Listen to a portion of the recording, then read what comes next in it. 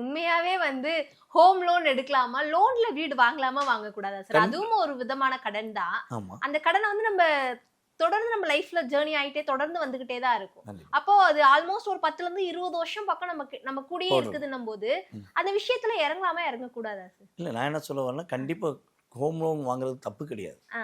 அந்த தசா புத்திகள் எப்படி இருக்குங்கிறத ஃபர்ஸ்ட் செக் பண்ணிக்கணும். யார் பேர்ல நம்ம வீடு வீடு கட்டுறோமோ, கட்டுறோம். அவங்களுடைய தசா புத்திகள் எப்படி இருக்குன்னு சொல்லி பார்த்துக்கணும்.